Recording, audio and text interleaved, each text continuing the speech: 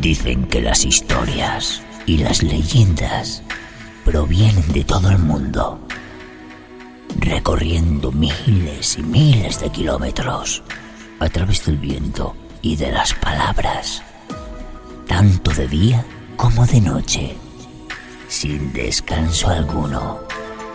No te pierdas Noche de Mitos con David Madrazo.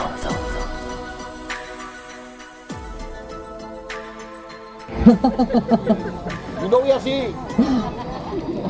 Bueno, yo me llamo Yolanda, soy una de las integrantes del equipo del radio podcast de Noche de Mitos.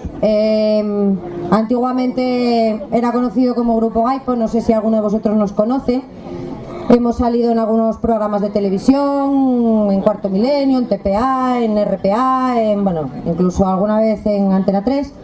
Y nos dedicamos, bueno, pues a las leyendas, a la parapsicología y a los temas de misterio. Al principio estábamos centrados en Asturias y luego ya, bueno, pues nos fuimos, como veréis, recorriendo un poquitín más de camino. Como no podía ser de otra manera, hoy, que es la Noche del Miedo, vamos a centrarnos un poco en, sobre todo en los sitios o en los lugares o en las experiencias que, bueno, pues eso, que producen más miedo.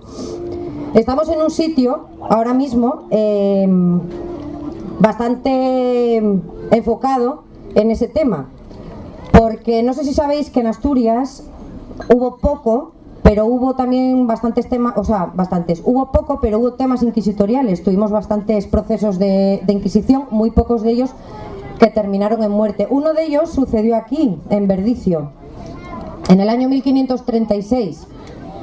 Recién comenzado el siglo XVI. Aquí había, bueno, pues alguna casita, sobre todo de labriegos, de gente que se dedicaba al ganado, etcétera, etcétera, y de gente humilde, ¿no? Había un feudo un poco más para allá, bueno, era un pueblo bastante tranquilo. Entonces, una vez se recibe una denuncia de un campesino al que le había desaparecido su hijo. Era un bebé de corta edad. Y según lo que él contaba al tribunal, primero al párroco de su pueblo, después, bueno, a la persona responsable del feudo del pueblo y luego por fin al tribunal de la Inquisición, fue que una noche de verano, aquí es normalmente, como habréis podido comprobar, sobre todo si venís más a menudo, es una zona donde hay muchísima niebla, se concentra mucha niebla, pues en una noche de verano, nublada, su hijo estaba llorando en una de las habitaciones de la casita que habitaban. Y de repente el niño cayó. Entonces el hombre se asustó, le chocó que el niño cayera tan de repente. Y se levantó de la cama, se acerca, bueno, pues al cubículo donde estaba alojado el bebé y resulta que ve a dos ancianos. Los describe como una especie de monjes encapuchados, vestidos de negro, que tenían al bebé en brazos y le estaban chupando la sangre. Aquí en Asturias eso se conoce como sacamantecas. Y entonces, gracias a la pronta denuncia de este hombre, a la rápida descripción que dio, pues el Tribunal de la Inquisición, que se desplazó hasta aquí, consiguió encontrar a dos mendigos que se suponía que eran de aquella, ya sabéis que los que son acusados de brujas o de brujos normalmente eran gente, mendigos o gente que andaba de pueblo en pueblo, bueno, pues intentando buscarse la vida. Los cogió por esta zona de aquí, los juzgó en un juicio rápido y los condenó a la hoguera. Es uno de los pocos casos que ha habido en Asturias. Fueron quemados en este mismo lugar, cerca de lo que viene siendo el acantilado, pues porque se supone que el mar es un elemento bastante sagrado y se solían poner las hogueras fuera de lo que es el núcleo de la población, y si podía ser cercano a la mar para tirar las cenizas, mejor. ¿Qué pasa? Pues que hay muchísimos testimonios que se han puesto en contacto con nosotros diciendo que en la noche y entre la niebla, sobre todo, se suelen aparecer sombras por estos lugares. ¡Joder, qué susto! Suelen aparecer sombras por estos lugares. La gente que se ha puesto en contacto con nosotros nos describe que son como dos figuras altas, vestidas de negro, encapuchadas, y suele decirse que son los monjes, aquellos monjes que fueron quemados. Cuando estaban a punto ya de perecer en la hoguera, gritaron maldiciendo tanto al pueblo de Verdicio coma a sus descendientes, ¿no? Lo que suele pasar siempre. Entonces, bueno, yo os pediría que esta noche, que ha habido niebla, ha vuelto a bajar la niebla, estuvierais un poco atentos, mirarais un poquitín a ambos lados y que tuvierais mucho cuidado de encontraros con estos monjes, pues oye, no vaya a ser que llevemos nosotros algún susto. Así que bueno, sin más ni más, vamos a intentar... ¡Cuidado! ¡Cuidado para allá atrás! Vamos a intentar hacer un programa un poco diferente con todos vosotros. Vais a tener media hora al final si queréis preguntar algo. Y ya os digo, tened mucho cuidado con la niebla que aparece y sobre todo, bueno, pues con los monjes. Y ya que vienen por ahí, vamos a darles un par de aplausos, un fuerte aplauso a estos dos monjes, que saluden. De la parte trasera del chiringuito del bar Las Dunas salen dos figuras, dos personas disfrazadas, un monje y una monja, repartiendo tarjetas de nochedemitos.com a todos los presentes y dando también algún susto a los más pequeños. Entre la niebla natural y también el humo artificial, se dirige la figura encapuchada de color rojo al escenario. Es David Madrazo.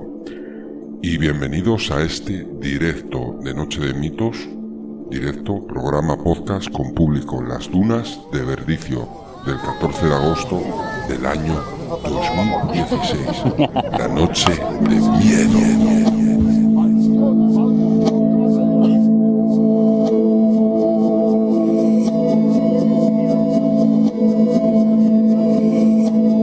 Gracias a todos por venir, Verdicio. Otro año más. Nos hemos asustado mucho, pero bueno, pensábamos que ibais a tener un poco más de miedo, ¿no? Primero os voy a explicar qué es Noche de Mitos. Es un radio podcast, es un programa de radio libre, es decir, gratis, lo hacemos sin cobrar. Nosotros todo esto, nos dedicamos a otras cosas, pero bueno, ya llevo muchos años, ya son... 2005, más o menos, pues me dedico a divulgar estas cosas. Al principio empecé, por mi afición a los audiovisuales, a intentar averiguar la autenticidad del fenómeno de las psicofonías. No sé si habéis escuchado hablar de ellas, imagino que sí. Las psicofonías son en teoría, voces, ¿no? Para unos del más allá, para otros productos de nuestra mente, pero en realidad me enfrasqué en lo que era la transcomunicación instrumental. Por desgracia, me vio muy joven, con 21 años, con la muerte de un ser querido, y quise averiguar que era de real o no. Si era efectivamente auténtico ese fenómeno del que tanto había escuchado, pues lo empecé a experimentar por mí mismo.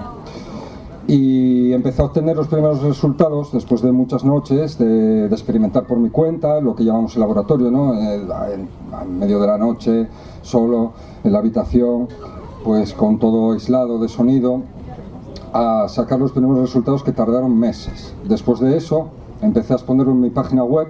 No fue de mi familiar querido. Primero aparecen como los bajos astrales, por así decirlo. ¿Qué son los bajos astrales? Son los espíritus, realmente existen, y yo lo comprobé en esos comienzos. Pero los bajos astrales son los primeros que se acercan. Son la gente envidiosa, la gente con malos deseos, la gente mala, los que no evolucionan, los que están más cerca de esta dimensión nuestra. Es como si sales abajo a tu calle, un día te levantas de buen humor, voy a hablar con la gente, y bajas al portal de tu casa, de tu calle, y empiezas a llamarles la atención. Hola, buenos días, quiero hablar. Los primeros que se te acercarán serán bordes que dirán, ¿tú estás tonto? ¿Para qué quieres hablar con la gente? Pues se pasa lo mismo con las psicofonías. Los primeros son insultos, son malas palabras que te intentan, que te asustan un poco, puedes confundirlo con los seres queridos, pero a partir de ahí empecé a experimentar, y también en los hogares normales, donde hubo algún acontecimiento, los lugares abandonados, para ver, incluso, me acuerdo que de aquella había diseñado una fórmula para potenciar el asunto, que las psicofonías podían ser potenciadas en estos lugares. Como era joven, como de aquella había poca información sobre esto, era el primer grupo, por así decirlo, iba acompañado siempre de colegas que en distintas épocas pues me acompañaban a sitios por la noche o sitios donde había leyendas. Empezó a divulgarse por internet y los medios de comunicación locales provinciales empezaron a hacerse eco, incluso pues luego cuando salimos en Cuarto Milenio, que hicimos varias cosas con ellos, pues empezaron un boom, que ya ahora a día de hoy pues hay bastantes grupos que intentan hacer lo mismo, ir a los sitios, tal, pero se olvidaron del trasfondo fundamental con el que empecé en esto, intentar demostrar igual que a mí me pasó, al resto, que hemos perdido un familiar querido, que poniendo por nuestra parte se puede hacer. Gracias a eso conocí a grandes investigadores, a gente que demuestra que es un aval, no una locura esto. Anabela Cardoso, Sinesio Darnell, que ya no está con nosotros, que es un microbiólogo, fue gran pionero en esto y hablo de él porque lo conocí, tengo bastante cariño y dentro de lo que cabe para orientar mis pasos. Después de esto pues empecé en programas de radio locales y empezamos a divulgar ya todos estos rincones de Asturias que poseen mucha leyenda también. Entonces, de aquella emitíamos en emisoras locales, tal, pero bueno, a partir del 2013, Noche de Mitos, nace como un vuelco, transformar todo esto del Grupo Gaipo en un radio podcast, que los radios podcast, perdón, que se me lengua la traba, los radios podcast pues son libres de descarga por iVoox, por iTunes. De hecho muchas emisoras ahora lo descargan, entre ellas Onda Peñas, que la tenemos aquí bien cerca, incluso en Perú, Radio León. Vamos a hacer una experiencia hoy un poco especial con vosotros, un poco más original que el primer año, y lo que queremos es hacer un multidebate con todos vosotros. Fijaros, seréis más de 100 personas, y emitirlo en podcast también posteriormente, y vamos a hacerlo streaming, es decir, a emitirlo en directo, pero bueno, pensamos que si lo emitíamos streaming, mucha gente, muchos de vosotros a lo mejor no hubierais venido, porque estabais en vuestra casa tranquilamente viéndolo, ¿no? Y eso a Fran igual no le hacía mucha gracia. Pero por eso hemos venido todos aquí y vamos a grabarlo y a emitirlo al final. Al final os vamos a contar muchas historias, unas cuantas, de los lugares favoritos más impactantes en los que hemos estado durante esta última temporada. Intentar abrirnos hacia vosotros. No enrollarnos tanto con la historia como hacemos otras veces, pero sí con las experiencias emocionales que sufrimos detrás de nuestras cámaras y de nuestros micrófonos. Con el objetivo, y eso me gustaría, que en la última parte vamos a disponer de un tiempo en el que todos vosotros también podréis participar y contar vuestras anécdotas, experiencias, abiertos. Todos os voy a contar un secreto. Nuestras familias, nuestros vecinos, todos han sufrido algún fenómeno paranormal, pero no suelen acostumbrarse a contarlo fuera de su ámbito, porque aún incluso a día de hoy, a pesar de haber tanto medio de comunicación, tanta película que lo ha transformado un poco, se sigue viendo mal. No os quiero ni contar en los años 90 todavía, que salvo el gran Jiménez del Oso, pocos más hablaban de estas cosas, sobre todo aquí en España cuando hay tanto circo, ¿no?, montado alrededor de esto.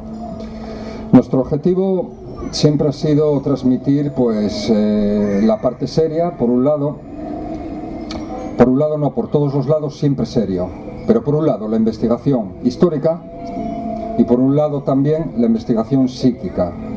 Cuando vamos, por ejemplo, no solamente a lugares de leyenda donde dicen que se aparecen fantasmas, sino también incluso a hogares como puede ser el de vuestra vecina o vecino o de nuestros familiares, acuden de forma anónima porque sufren poltergeist.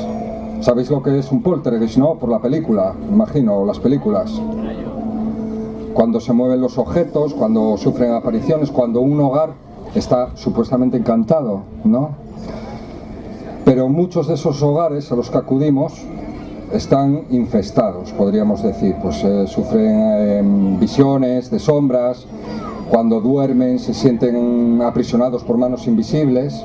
Y vamos a empezar a adentrarnos a contar la primera historia, no sin antes que prosiga. Bueno, Noche de Mitos, aparte de llevo desde el año 2005, siempre he tenido la fortuna de compartir mis sitios, por eso he pasado menos miedo, de compartirlo con distintos compañeros y colegas.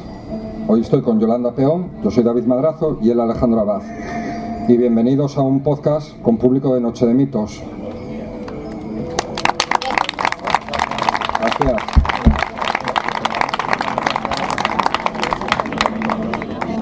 Pero son cosas del directo. Aquí ahora. Vamos a empezar con uno de los primeros casos. Nosotros tratamos de demostrar mediante la investigación hacemos una investigación histórica del sitio porque queremos aunar las dos investigaciones, la investigación histórica y la investigación paranormal. Nosotros queremos demostrar que en los sitios donde ha habido un sufrimiento o una tragedia grande, tiene mayor impregnación de actividad paranormal. Creemos que hasta ahora sí lo hemos podido demostrar. Uno de los casos que hemos encontrado, o que nos hemos hecho eco, hemos investigado, fue precisamente el Colegio de La Salle de Turón. Yo no sé si lo habréis visto, si ha salido reportajes en la televisión. De hecho, ese es uno de los reportajes que tenemos hecho con Cuarto Milenio. Supongo que si entráis en su página lo podréis ver. Todos los fenómenos o la fenomenología paranormal que había entre los muros, ¿no? El Colegio de La Salle fue construido entre los años 1917 y 1919. Y en 1934, de repente entró el bando republicano, unos cuantos revolucionarios, apresan a los curas de La Salle que daban clase y los fusilan allí mismo. Algunos los fusilan allí y otros los llevan al cementerio que queda bastante cerca del colegio y los fusilan allí. Una vez que acaba la guerra, durante la posguerra, el bando contrario, el bando franquista, decide tomar el Colegio de Turón como sitio, como una cárcel improvisada. Los vecinos piensan que seguramente para dar en la boca a los del otro bando, a los del bando revolucionario, que fueron los que fusilaron a aquellos monjes. A nosotros nos llama el presidente de la plataforma juvenil de Turón diciendo que los vecinos de allí veían extrañas luces dentro del colegio, que al principio evidentemente pensaban que eran vándalos, pensaban pues que era gente que se había metido dentro, gente sin hogar, pero después de haber ido varias noches hasta allí, haber avisado a la Guardia Civil, a la policía de aquella zona, comprobaron que no siempre había gente dentro. Otros vecinos decían que oían ruidos, otros vecinos decían que oían voces, lamentos, gritos, llantos, etcétera, golpes. Entonces decidió llamarnos a nosotros. Cuando llegamos allí tuvimos la suerte de encontrar a un solo testimonio, uno nada más, de una mujer que fue la que nos contó la historia que tenía ese colegio de Turón. Nos dijo pues eso, que durante la posguerra apresaban a la gente y la metían en el subsuelo, en las calderas. Esto es las aulas del colegio ya abandonado, una de las 100 y pico veces que debimos de ir. Bueno, 100 y pico veces no, debíamos de ir como 30, pero bueno. Los metían en el subsuelo, en la sala de calderas, y los dejaban presos allí. Esta mujer tenía un hermano y ella iba prácticamente todas las noches a darle algo de comer al hermano. Las ventanas de ese subsuelo sobresalían un poco de lo que era el suelo y había unas rejas, pues por allí en medio le metía a la pobre mujer una manta o algo de pan que le podía llevar, porque si la pillaban posiblemente la fusilaran a ella también. Hasta que un día uno de los compañeros le dijo: por aquí no vengas más, tu hermano ya lo sacaron en un camión. Entonces ella dijo: yo sé que ahí pasaban cosas, que fusilaban a la gente, que mataron a la gente, etcétera, etcétera. Bueno, nadie más de aquella nos quiso revelar ninguna otra historia, porque sí tenemos comprobado que en estas zonas, sobre todo cuando es la cuenca minera, la gente tiene mucho miedo a hablar todavía de lo que pasó durante la guerra civil, sobre todo la gente mayor. Entonces, y para andarnos sin tapujos, porque esta es la noche del miedo, hicimos una investigación parapsicológica. Intentamos contactar con alguna energía residual inteligente que nos pudiera echar una mano para saber qué es lo que había pasado allí y qué era lo que nosotros podíamos hacer. Hay muchas maneras de contactar. Dos de ellas son las psicofonías y la ouija. Tanto las psicofonías como la ouija están muy hollywoodiadas, demasiado televisadas. No es nada de lo que vosotros pensáis. No es un muerto guiando el máster de la ouija. No es una serie de, es otros conceptos, otras cosas. Es, digamos, un medio de comunicación que ellos tienen con nosotros, pero no como nos lo quieren enseñar en la televisión. Por esta sesión de espiritismo se nos dieron dos palabras: buscar y nonato, todo junto. Pues eso era lo que nosotros teníamos, el testimonio de una señora que nos decía que su hermano lo habían matado y que buscáramos a un niño que no hubiese nacido. nos costó muchísimo encontrarlo, vuelvo a repetir, porque nosotros no dábamos con nadie que nos quisiera hablar sobre la historia de ese lugar. Hasta que esta señora se acordó de dos personajes. Ángel Ortega, el huesero, nos decía que tenía 11 años cuando pasó todo aquello. Dijo, y él lo sabe, porque cuando tenía 11 años el cura le mandó mover la portería hacia atrás, salieron un montón de huesos de la cancha de fútbol, y le dijo, Ángel, tú los vas a apilar contra aquel muro y a partir de ahora tú vas a ser el huesero, el encargado de apilar los huesos que salgan contra aquel muro. Y luego estaba Antonio el Calavera, el amigo de Ángel el huesero, que lo que tenía que hacer era recoger las calaveras y enterrarlas en la huerta de los curas que tenía allí. Nosotros no sabíamos dónde vivía esta gente, de hecho nos negaban incluso su existencia. Y bueno, ya a la desesperada, porque buscamos por todas las casas de aquella zona, a la desesperada yo me acordé de que una de las casas que había cerca del colegio tenía un banco fuera pintado con los colores de la bandera republicana. Entonces yo fui hasta allí y piqué.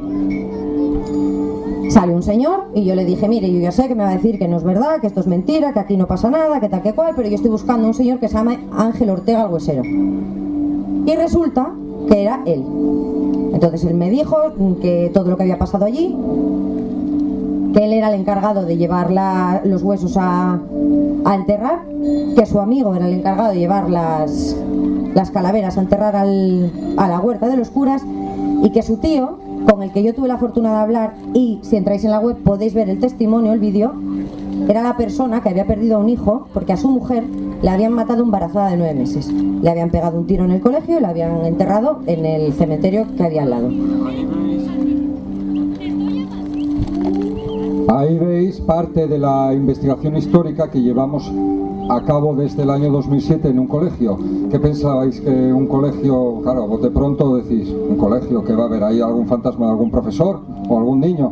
No, por desgracia, muchos enclaves de Asturias, la guerra civil marcó estragos, y aquí en el Colegio de Turón sirvió como cuartel durante 3 años improvisado y también de lugar de ejecución, porque en el Pozo Fortuna ya no daban abasto, la gente se agolpaba y empezaron a ejecutarlos en el colegio, y a día de hoy siguen ahí enterrados.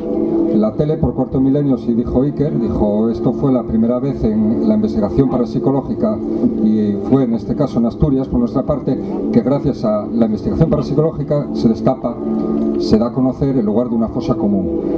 Os vamos a poner un vídeo, no obstante Alex va a proseguir ahora contándoos más sobre la vivencia dentro de estos muros abandonados del colegio.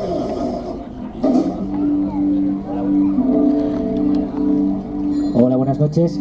Pues como comentaba mi compañero David, pues efectivamente, una de las cosas que os quiero comentar es que todos los integrantes de Noche de Mitos hacemos los deberes. En esto, en el sentido ese, que todas las psicofonías que de anteriores casos, pues las escuchamos, estudiamos todos los casos que hemos tenido, primero para hacer el oído, porque lo creéis o no, una psicofonía es bastante complicada de escuchar así a simple vista. Bueno, pues si alguien es de Turón o ha estado cerca, de día es un colegio normal y corriente que se puede ver en cualquier parte de Asturias. De noche cambia totalmente, su atmósfera es opresiva, da miedo realmente, y eso es cosa extraña porque yo he estado en mi propio colegio de noche y no da absolutamente miedo, ni en un instituto ni nada por el estilo, pero este colegio da miedo. Entre las distintas psicofonías que hemos sacado hay algunas como Ayudadme, Muérete, que creo que se la decía uno de nuestros investigadores, incluso Fuego, de hecho incluso sacamos la de Nonato. Gracias a esa, como dice bien mi compañero David, es una de las primeras, es la primera investigación, o sea, se ha descubierto temas sobre la guerra civil, enterramientos, gracias a una investigación paranormal, cosa que nunca había sucedido. Lugares mágicos de Asturias. Bueno, por supuesto en el blog de Noche de Mitos podéis ver todo el caso y podéis escuchar las psicofonías tranquilamente. Y os recomiendo que las escuchéis y que estudiéis que lo leáis un poco. Sí, perdón que te interrumpa, vamos a ver el vídeo porque se nos está yendo un poco el tiempo de las manos. Suele pasar esto en directo, que dura un poquitillo, muy poco. El Colegio Encantado de Turón, la investigación definitiva. 50 lugares mágicos de Asturias, de David Madrazo, ya a la venta. Muy buenas, soy David Madrazo. Bienvenidos a Noche de Mitos, Nos vamos a trasladar a un lugar catalogado actualmente como uno de los más terroríficos del mundo. Lo cierto es que han pasado 8 años desde que dimos a conocer la historia a través de Cuarto Milenio y de la revista Más Allá. Una historia cargada de fenómenos paranormales, un lugar impregnado, un lugar encantado, pero que también se destapó una historia por primera vez en España, donde la investigación paranormal ayudó a recordar una historia que nunca más debería de repetirse en la historia. Bienvenidos al Colegio de Turón, la investigación definitiva.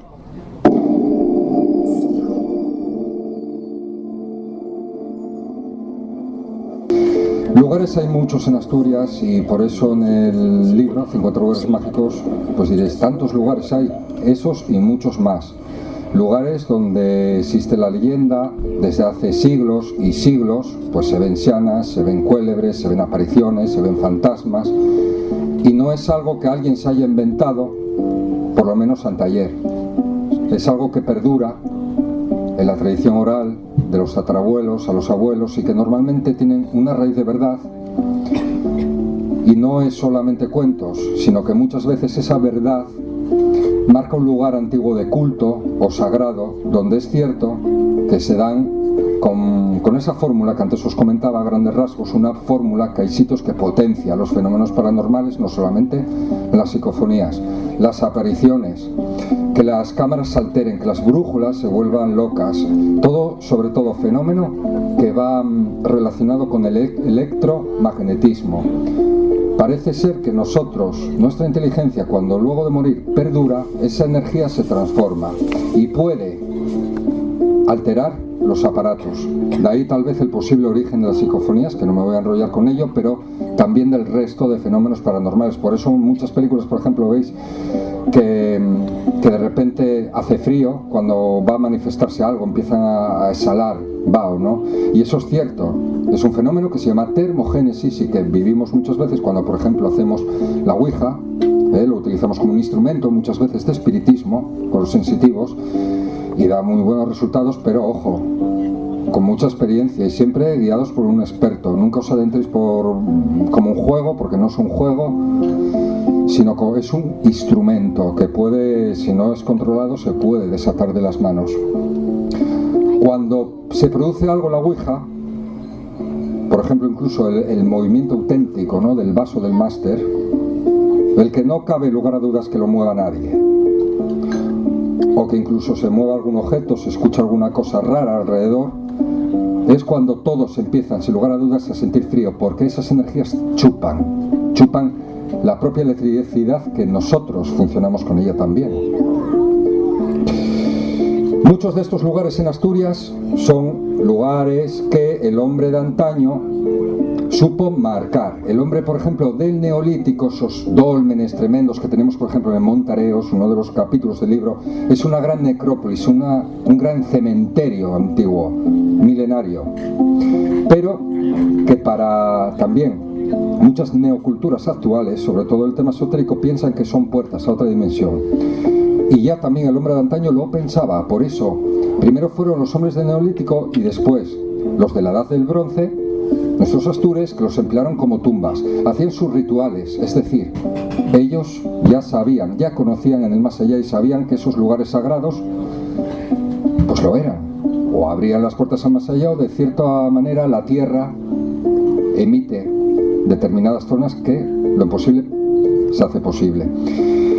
Y no solamente eso, sino que después los cristianos, muchas de nuestras iglesias aquí en Asturias, y eso tenemos un gran privilegio en ello, el dolmen, la iglesia de la Santa Cruz, por ejemplo en Cangasonís, está erigida sobre un dolmen. Es para cristianizar el lugar, pero sigue siendo un lugar sagrado, que el hombre antiguo tal vez estaba más despierto que nosotros estamos más dormidos por la tecnología, pero ellos lo sabían detectar. De eso en el libro hablo mucho de ello, pero por ejemplo quisiera trasladarme a uno de esos lugares especiales donde, como antes, no sé si estará por ahí la monja que visteis. Esa monja aparece en un vídeo de YouTube que tenemos, que es la monja del Triángulo del Agua, y el Triángulo del Agua se encuentra en Llanuces, es un triángulo imaginario que sus vértices dan con una ermita en ruinas, un antiguo molino derruido por cierto marcado de cruces para que nuestros tatarabuelos usaban para protegerse de los espíritus malignos de la noche, y un arroyo. Ese triángulo imaginario nos contaron en su momento, en tiempos actuales, que ni los perros se atrevían a entrar a ese triángulo. Pero bueno, ¿dónde está ese triángulo? Vamos a ir, desaparece una monja, ¿qué me dices? Nos lo contaron así, empezamos a preguntar y era cierto. La tradición afirmaba la tradición actual, que se aparecía el fantasma de una monja en unas ruinas de una ermita, que es ese triángulo, que no entraban los animales, y resulta que empezamos a indagar en la historia, localizamos la ermita, está en el monte de San Juan, un pequeño monte sagrado, y que encima era un antiguo castro, y se erigió ahí. Nos contaron que esa ermita había sufrido la muerte de la monja a causa de un incendio. Indagando en el libro de la Casa de Quirós, lo cito en el libro, los años 50 ya citaban esta historia como una terrible maldición de Villar de Cienfuegos, un pueblo de allí cerca, todo perteneciente a Quirós. Hubo un convento, de allí expulsaron a 3 monjas. Las monjas, como eran malas, renegadas, no lo sé, cristianas no eran, seguramente tendían más al tema del demonio y tal. Lo cierto es que lanzaron una maldición, por eso son un poco brujas también, esas 3 que expulsaron, lanzaron una maldición a todo el concejo. Dijeron que iban a sufrir penurias, hambre y desgracia, que iban a sufrir 3 grandes incendios. El primero se perdió en el olvido. El segundo fue en 1899. No solamente aparece en el libro, sino que tengo recortes de prensa, de la primera prensa de la época, que cuentan lo terrible que fue el incendio, ganado muerto, personas muertas, casas perdidas, terrible. Cuentan... Eso es bueno, eso es que os estáis metiendo en la historia, pero es cierto. Cuentan rápidamente que el segundo incendio ocurrió en 1899, quedó constancia en la prensa. No sabían cómo apagar el incendio, se extendió hasta Llanuces, hasta la ermita donde estaba esa monja que está ahí asustándonos. Y murió, efectivamente murió. El tercero no se ha producido todavía, así que si vais de ruta por aquí a intentar ver la monja, por favor, os recomendamos que no fuméis, por si acaso, ¿eh? Y lo cierto que pasamos ahí noches, grabamos infrarrojo, nunca hemos visto a la monja, todo hay que decirlo. Cuando es verdad, es que es verdad. Cuando no pasa, no pasa. Hasta ahora no hemos visto ninguna monja, a pesar de que hemos grabado con infrarrojo, hemos pasado noches allí, pero el lugar es especial. Y como ruta, por ejemplo, un domingo, os lo aconsejo. Es una ruta muy hermosa que conduce hasta el monte de Llanuces. El convento existió entrevistando a la gente de Villar. Cada vez que removían entre sus huertas aparecían restos de candelabros, cruces y pruebas que me demostraron que efectivamente no era solo una leyenda, sino como tantos casos en Asturias, que también podemos visitar tanto de día como de noche, si sois más valientes, tiene mucho que contar.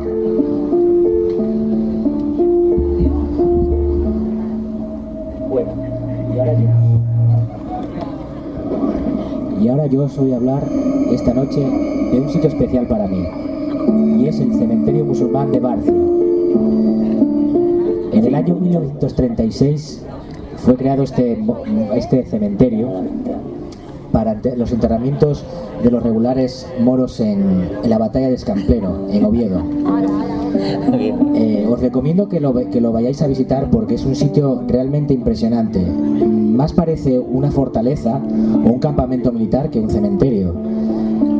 Cuando fuimos a visitarlo por primera vez, venía con nosotros una cadena de televisión que quería grabar con nosotros. Así que era TPA, decidimos pasar la noche para que grabasen y de paso hacer nosotros nuestros experimentos.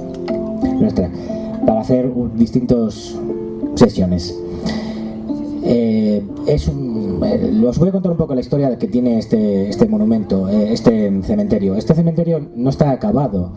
Hay aproximadamente unas 300 tumbas, que algunas ya se han quitado porque ha venido incluso gente que dice el lugar, gente de moros muy ricos, a desenterrar a familiares suyos, aunque no saben exactamente si son o no, porque los cementerios, el enterramiento musulmán no es como el cristiano, no marcan exactamente el nombre, sino simplemente lo entierran mirando a la Meca con una piedra de pizarra señalando la cabeza y otra señalando el pie. Si vais al cementerio, bueno, lo vais a ver, es totalmente despejado y de hecho casi ni se ven las tumbas, solo por las piedras de pizarra. Y bueno, si vais caminando por ahí, porque algunas zonas se hunden un poco y ya sabéis lo que vas pisando. Cuando llegamos allá, pues era pues el típico cementerio entre el bosque, pues lo tenéis que imaginar, fácil de ver desde la carretera, o sea, no tienen ningún misterio. Cuando va cayendo la noche, se palpa una atmósfera increíblemente oscura. De hecho, una de las grabaciones que hicimos fue con la cámara de visión nocturna y era como aquí.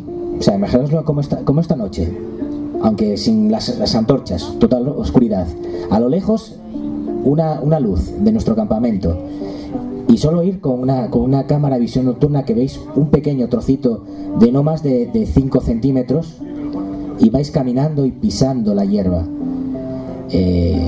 Yo he pasado muchas noches en investigaciones totalmente solo, y cuando digo totalmente solo es solo con unos cascos, escuchando y grabando, o sea, sin moverme, y nunca me ha pasado nada, vamos, no esperaba que me viniese ningún coco ni nada por el estilo.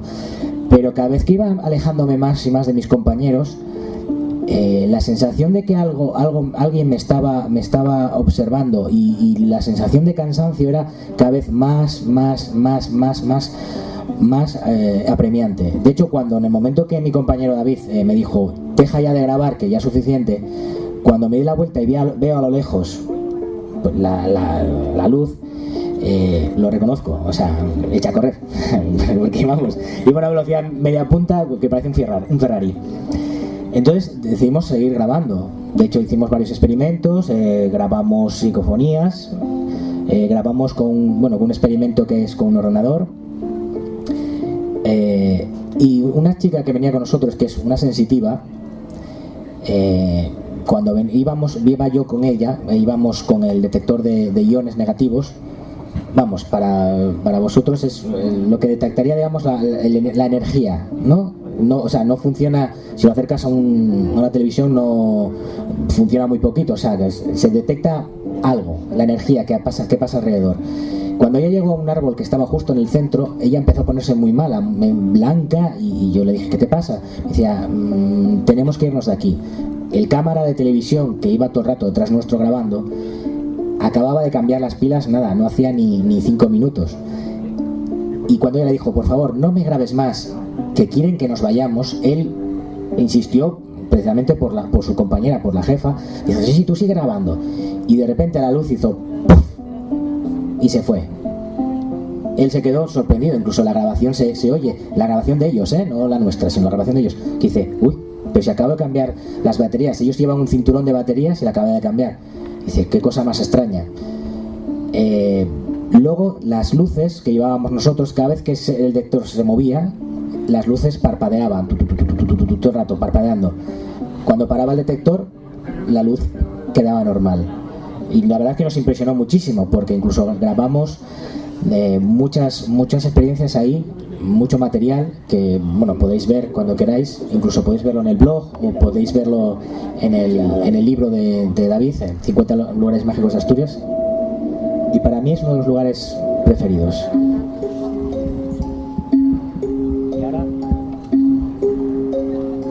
Y hablando de lugares especiales, yo empecé la introducción del Colegio de Turón, que yo lo definiría como el lugar donde ellos quisieron también contar su historia.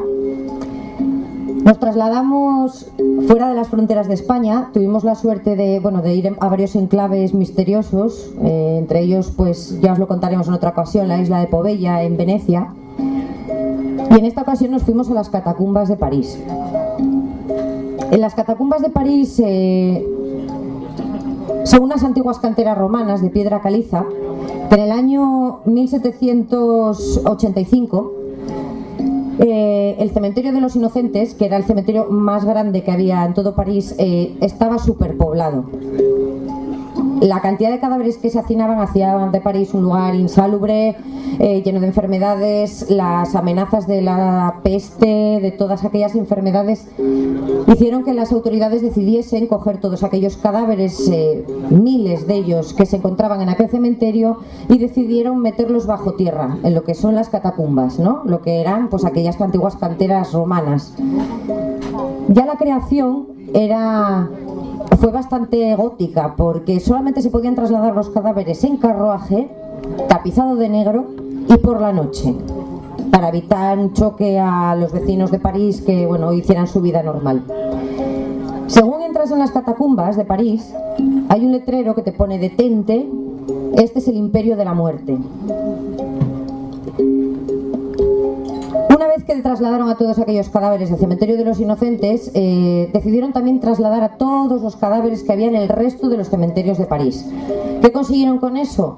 300 kilómetros de galerías subterráneas, de los cuales solamente 1,5 kilómetros están abiertos al público. Esos 300 kilómetros de galerías, todas las paredes están forradas de huesos humanos, calaveras, huesos, tibias, predisponiendo, como veis, dibujos como honrando esa muerte.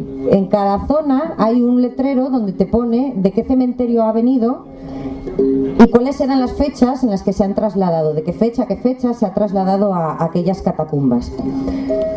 Ha sido, pues mira, lugar de diferentes escenarios de videojuegos. Ha habido videojuegos que se han basado en las catacumbas de París. Ha habido libros, uno de Umberto Eco, El péndulo de Foucault, y el libro de Anne Rice, Lestat el vampiro. Y luego ha habido 2 películas, una en el año 2007 que se llamaba Catacombs y otra que fue en el año, si no recuerdo mal, el año pasado, ¿no, David? Que era Así en la tierra como en el infierno. Supongo que la conoceréis, ya llegó aquí a España al cine, sí, creo que fue un éxito, que trataba precisamente de las catacumbas de París.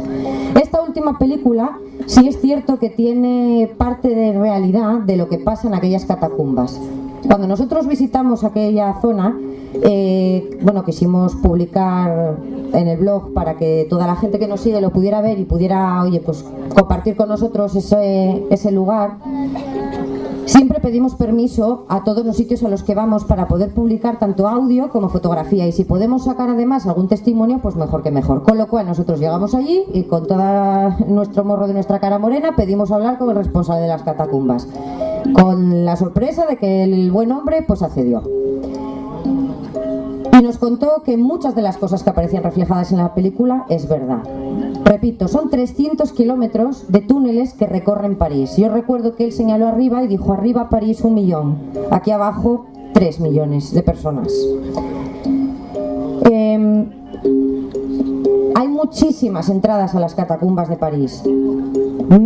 Estaciones de metro abandonadas, alcantarillas, túneles, zonas de las afueras de la propia ciudad, por donde sí se puede meter cualquier persona a cualquier zona de esas catacumbas. Por eso decidieron intentar cerrarlas todas, pero desde luego no pudieron hacerlo, y a día de hoy la gente se sigue perdiendo dentro. En 1999 incluso el gobierno creó un grupo especial de policías que se dedican a recorrer las catacumbas para poder encontrar a gente que se ha podido llegar a perder en ellas. En el año 2011 hubo 3 amigos que venían de una fiesta, 2 hombres y una mujer, que se metieron en las catacumbas por una de las entradas que ellos debían de conocer y se perdieron, nunca más volvieron a aparecer.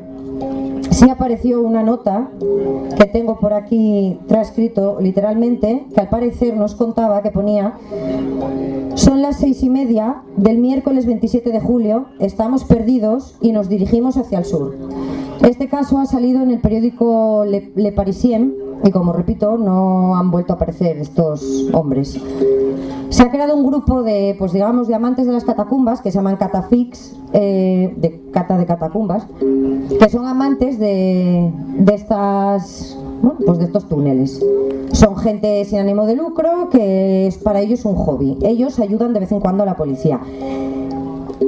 Y este responsable tenía testimonios, y hay testimonios de los propios catafilms, donde dicen que hay determinadas cosas que pasan allí dentro. Si se te apaga una linterna, lo más probable es que cuando la enciendas los túneles no estén colocados de la misma manera que tú lo recordabas en el momento en que se te apagase. Uno de ellos decía que una vez se te despiste puede pasar, que en un momento determinado te agaches y te levantes en otra posición también, pero somos cientos de personas los que por hobby nos metemos dentro de esto, y dudo mucho que a todos nos haya podido pasar lo mismo. Hablan de roces, de susurros, de gritos, de viento, incluso de sombras que les pasan alrededor, que ven pasar en uno de los túneles que los cruza, ataques de histeria, gente que ha tenido que ser hospitalizada con ataques de ansiedad, gente que, bueno, gracias a Dios ha aparecido y ha contado verdaderas experiencias terroríficas que ha tenido allí, sobre todo porque, bueno, cuando las pilas se gastan suelen decir que estás perdido, no sabes hacia dónde caminas, son kilómetros y kilómetros y posiblemente no vuelvas a aparecer. Por eso yo sí os recomiendo, uno, si vais a París, que visitéis las catacumbas. Por Dios os lo pido, no salgáis del camino, está vigilado por cámaras y siempre vais a tener una persona cerca de vosotros, porque ellos nos hacen responsables si tú te metes por otro camino porque a ti te dé la real gana, de lo que te pueda pasar. Y dos, ellos decían que esta última película, la que yo os dije, tanto en la tierra como en el infierno, que está basada en una historia, bueno, está hecha como una historia de estos catafilms, es cierto, ¿no? Ellos, al parecer, en esta película cuentan cómo un grupo de ellos se sumerge dentro de las catacumbas y efectivamente se les empiezan a acabar las baterías de las linternas, en un momento determinado se despistan, que es algo súper fácil que te puede pasar allí, y de repente pues aparecen en otra serie de túneles por donde no habían estado, no saben exactamente dónde están, no funcionan las brújulas, hay muchísimas veces que fallan los aparatos electromagnéticos allí abajo. Eso nos lo confirmaba, bueno, nos lo contaba un poco bajo manga el responsable de aquel lugar, que sí es cierto que fallan las grabadoras. Por ejemplo, a nosotros nos fallaron, tuvimos que intentarlo varias veces para poder grabar su testimonio, las cámaras de vídeo y de lienzo, y es uno de los lugares para mí más terroríficos del mundo si te sumergieses por el sitio por el que no, evidentemente por el que no te puedes meter por el público, otra cosa que yo desde luego no recomiendo, vamos, para nada, ¿no? Entonces sí es cierto que yo, que vosotros lo visitaría si tuviera oportunidad, con todo el respeto que merece, ¿no? Y ese es uno de los lugares en los que, bueno, pues hemos pasado un poquitín más de angustia, porque son muchos metros debajo de tierra, acompañados solamente del Imperio de la Muerte, como ellos bien dicen. Y vete tú a saber lo que te puedes encontrar por ahí, si en un momento determinado te puedes llegar a despistar. Esas calaveras que veíamos cada poco mientras hablaba Jolie, queremos que esto sea una experiencia también audiovisual. Imagino que lo habéis deducido por el vídeo, pero aparte por las fotos, ¿no? Van acorde, estaba enseñando lo que Yolanda está explicando. Esas calaveras que veis ahí realmente son así las catacumbas de París, la parte visitable. Y son restos, como comentaba ella, de un antiguo cementerio que ya no había más sitio arriba y los tuvieron que trasladar abajo por culpa de las pestes, de las epidemias. Lugar, escenario, la película Entrevista con el vampiro, cuando veis a Antonio Banderas interpretando a Armand, el vampiro, con su teatro de vampiros.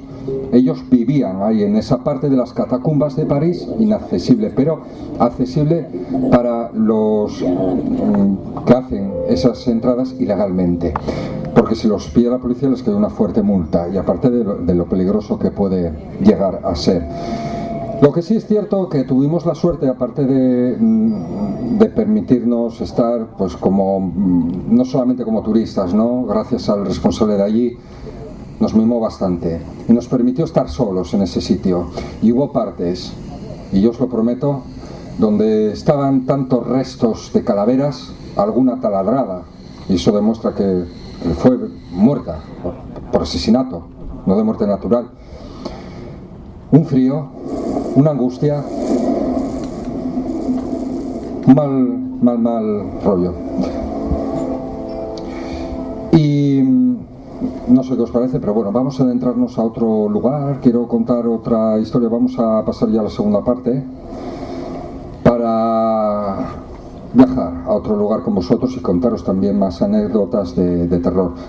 Muy emotivo, muy especial para mí. Os voy a contar cómo empezó todo esto, porque esto no lo conté en el último podcast, en el que tratamos el Hospital de Sangre de Santa Laureana, o también orfanato para otros, porque fue ambas cosas.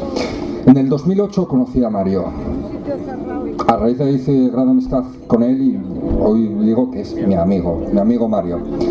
De aquella lo conocía, de repente me contactaba conmigo para contarme un testimonio. Corría los años 90-95 y él se adentró en unas ruinas por ahí de las afueras de Gijón para aficionado como era, pues a ver aquellos programas de Jiménez del Oso, aficionados a escuchar, a leer, a informarse. Se adentró en unas ruinas que él sabía que era un antiguo colegio o algo así, con una grabadora, y la puso ahí. Fue con sus coleguillas, la dejaron ahí y fueron a recogerla al día siguiente. Al día siguiente la escucharon todos en su casa. Era la primera vez que hacían estos intentos. Y escucharon un balón botando y risas de niñas. Aquello les marcó. Hubo una histeria entre ellos, había una chica allí. Empezaron luego a discutir, incluso al final no se supo qué fue de esa cinta, pero desapareció. Pero la experiencia quedó en su mente y la compartió conmigo. Entonces fuimos al lugar donde nos dio las pistas y lo encontramos. Contactamos con su dueño y aún existían esas ruinas. Era un antiguo colegio, efectivamente, pero había sido un antiguo orfanato, Santa Laureana. Una historia alucinante, la historia es alucinante. Fue donado en 1895 esas tierras por Acisclo Fernández Ballín, un personaje ilustrísimo en Gijón. De hecho hay un instituto, Fernández Ballín. Y donó esas tierras porque no pudo tener descendencia con su mujer, Laureana. Donó esas tierras para que la iglesia cobijase a esas hijas que él no pudo tener, pero que de alguna manera las iba a tener, las huérfanas. Y ahí, durante casi 100 años, estuvieron hasta el año 82, fijaros, pero lo interesante de esta historia no es que, vamos a ver, que hayan muerto niños allí o que por qué suenan niñas ahí, por qué suenan balones. A ver, hay que investigarlo bien. Lo menos conocido de esta historia fue que sirvió, otra vez nos remontamos a la guerra civil que marcó como una zarpa de fiera Asturias. Y os lo digo en serio, aquellos que como yo habéis perdido a vuestra abuela, a vuestra bisabuela, que han vivido esos tiempos, lo sabréis bien. Y seguramente como yo daréis cualquier cosa por poder a escucharlos, aquellas historias que ellas vivieron y ellos vivieron. No sé si nosotros estaríamos, ojalá que no, nos pase, preparados para vivir algo así. Pero sirvió como hospital de sangre. Un hospital de sangre es muy poco hablado, muy poco conocido, pero son hospitales de guerra, improvisados, asaltados, colegios, hospitales, casas grandes, eran asaltadas y no voy a decir qué bando, da igual, los dos lo hacían y en todas las guerras lo hacen. Asaltan y se expropian esa casa para emplearla en pie de línea, en la línea más cerca de batalla, como hospital, para atender esos heridos, tanto civiles como militares. Sirvió desde el año 36 al 40, sirvió como hospital de sangre. Hubo más de, fijaros lo que es la investigación histórica cuando es algo de parapsicología, 144 camas. 144 camas. Aparte de esas camas, colchones y bueno, lo que pudieran aprovechar lógicamente. Ahí se escondían de los bombardeos, se escondían de que les atacaran y podían curar o mal curar de todo. Heridos por metralla, gente que acababa muriendo. No tenían anestesia, ahí tenían que coser con alambres, con lo que pudieran, sujetar las extremidades rotas, imaginaros, sin anestesia, con paracetamol como mucho. Era terrible, terrible. ¿Cómo no va a haber psicofonías en un lugar así? Porque si hablamos antes de la fórmula que os dije, hay un exponente que multiplica la posibilidad de registrarlas, y es cuando hay algún fenómeno malo o bueno.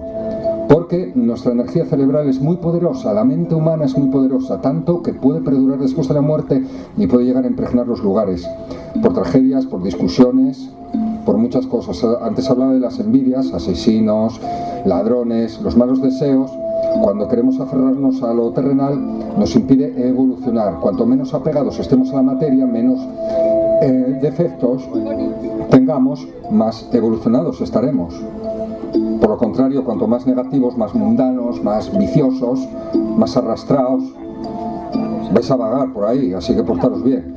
Al margen de las religiones, Yo siempre me mantengo al margen, pues yo tengo mis creencias, pero al margen de eso esto es real dentro que cabe. A base de las comunicaciones reveladas por el mundo espiritual, y también lo tenéis incluso por Allan Kardec, que fundó una escuela, ¿no? El libro de los mediums, y hay mucha documentación que no nos lo inventamos. Estas cosas no son inventadas. Como bien comentaba antes, el hospital de sangre, ¿cómo no va a ocurrir ahí? La fórmula se potencia y los resultados surgen accidentalmente o no. Y os voy a decir una cosa, hay lugares encantados que cuando visitas por primera vez,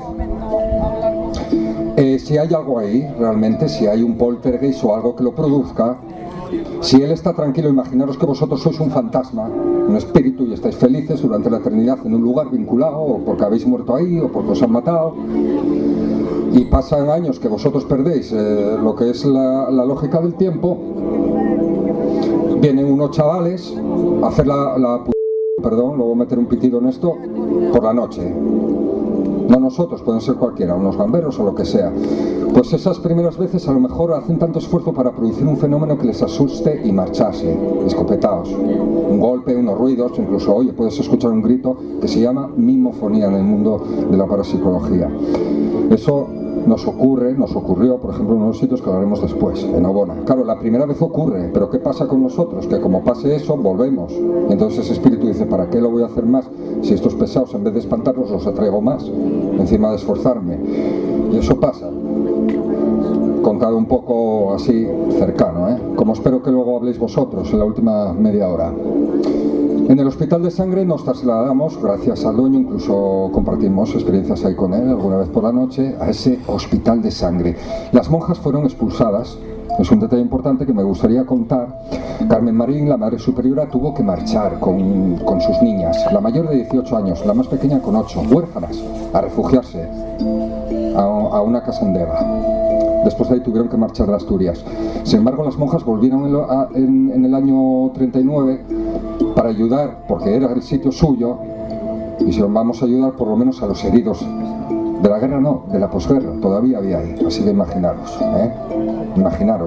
qué escenario eran esas ruinas. Y así prosiguió la noche hasta que, hora y media después, la niebla y la llovizna, junto al frío, obligó a parar antes de tiempo. Recordad que esto es la última parte del podcast y, bueno, si tenéis alguna pregunta, este es vuestro momento. Que la monja os llevará el micro.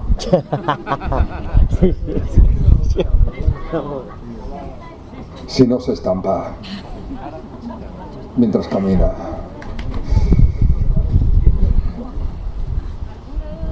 ¿Alguien tiene alguna pregunta? Nadie. Mucho frío tenemos. Sí, bueno, pues gracias. Claro, entonces, lo hemos hecho muy bien, que está todo muy bien. Espero que os haya gustado y hasta otro año.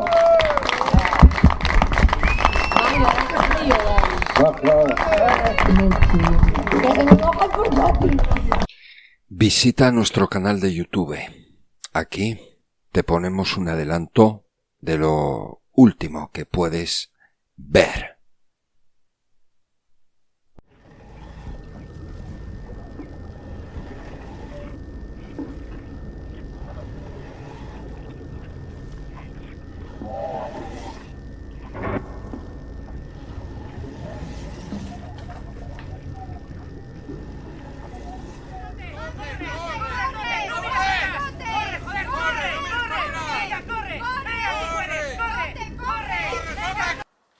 Noche de Mitos se encuentra hoy entre las ruinas de un antiguo orfanato.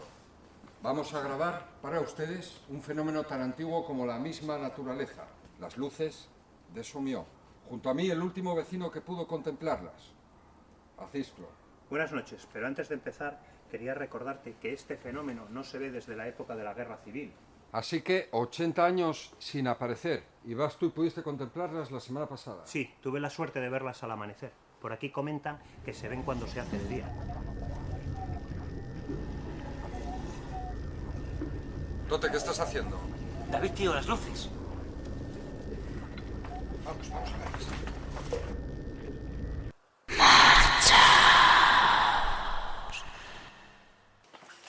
Tote, ¿qué pasa, David? Corre, tenemos que marchar ¿Por de qué? aquí. ¿Por qué? Hacéislo, mira lo que le han hecho. ¡Corre!